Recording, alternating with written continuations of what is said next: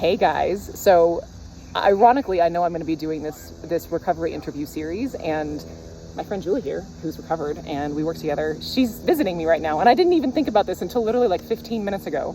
So we're going to do like a mini shortened version of this under a tree, because that's where we are right now, because that's how we hang. So the first question I'm going to ask Julie is, what was the habit that you had or habits you had that helped you most in your journey? Yeah, so the habit that I had that helped me most was consistency and just being self-aware.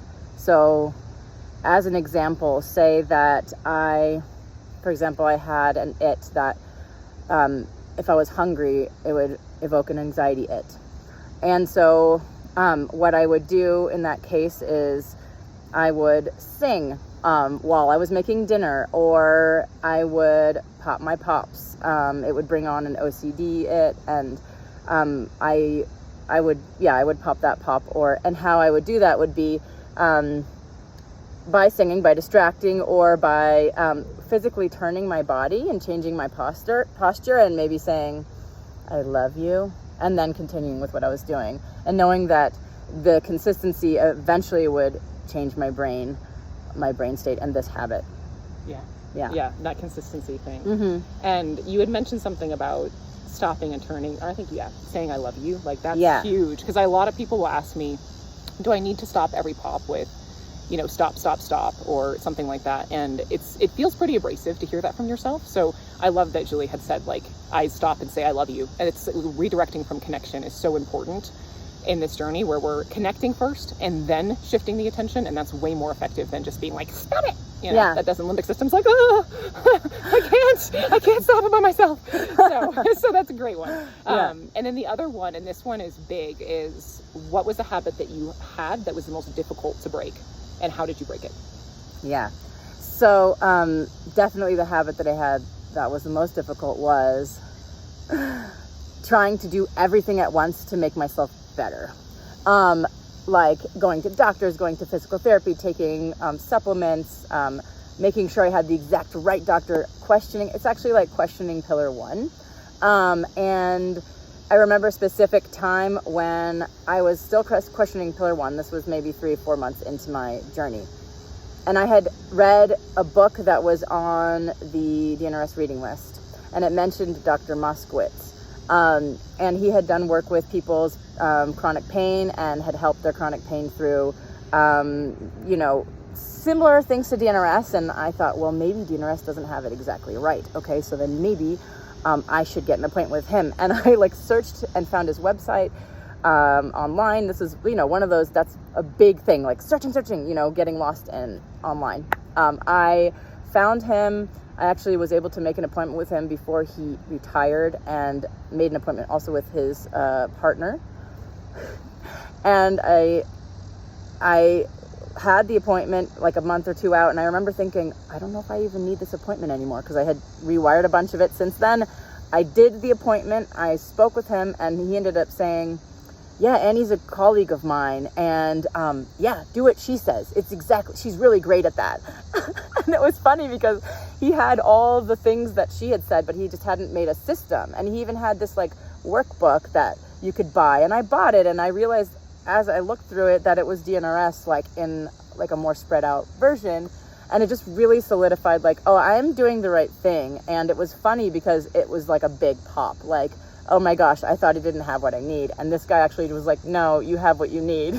Yeah. And then the other way was, so after that, I also stopped taking lots of, all these extra supplements. I was taking handfuls of them. I stopped taking things going to physical therapy. I'm not saying that for some people it is very supportive to go to physical therapy and to do these things, but it helped me not hyper focus on the problems. So I had adrenal malfunction, and I had hormone imbalance, and I had been recommended taking all these what are they called, supplements. Yeah. And then so I decided, no, I'm just not going to, because it helped. It was basically making me hyper focused. So, and now it's funny, I was just sharing with Christina, my muscles are very soft, and my body has regulated, and I did this without supplements and physical therapy. So it is possible that whole like, I gotta do all this stuff. It's actually just DNRS and rewiring that really works. Yeah, and I really love that, because that's a common thing that I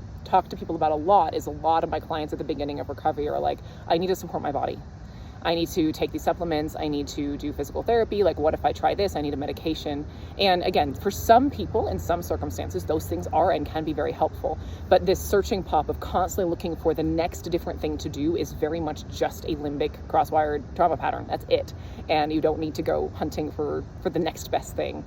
So yeah, and that's one thing I love hearing from this, because it's something that I tell people all the time, and it's really amazing. Yeah, and I was also mentioning to Christina, like, there were still things that I did for certain its, for if it was painful, I wouldn't eliminate my medication. So I think that it is also important to wean off of things. You know, you don't want to surprise your limbic system, be like, ta-da, I'm not taking that antidepressant or whatever anymore, ha ha. Your limbic system will probably not be that happy with that. But as in terms of like extraneous stuff, like over thinking you need to do too much, that's like really what it is. Mm-hmm. And then the last thing was, so many of you guys, one of your biggest questions was, how do I handle the ebb and flow of recovery? That's the biggest thing. So that's the last one is, how do you handle the ebb and flow, the ebbs, the challenges, the challenging times, and then it's good, and then it's intense, and all that kind of back and forth that gets people confused. Yeah, so I think it's still, again, consistency with your tools, because sometimes when we get into that place of like panic, like, oh my gosh, I have this it again, I can't believe it, blah, blah, blah, it kind of makes us do a tailspin or like nosedive, and we forget that we have tools. We're like, oh, I just won't do anything today because I feel so bad, right? And so actually knowing that you have the tools and using them and still doing your rounds, even if you don't get a result from them right away, like the next moment, right? So I'm a person that historically when I have done rounds, things just improve right after. But I've had phases where I've done rounds and nothing has happened, and then it's like, you know, not letting your limbic system get carried away with that, like, oh my gosh, that didn't help, and so I'm just not going to do it. It's really important to just stick with it.